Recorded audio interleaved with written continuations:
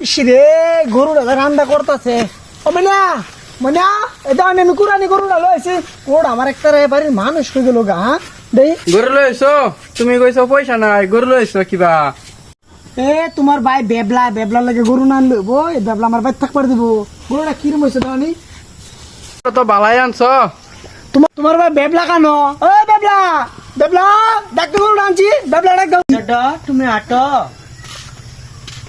দাদা টিটে দিদি টিটে ডাটা দিল কা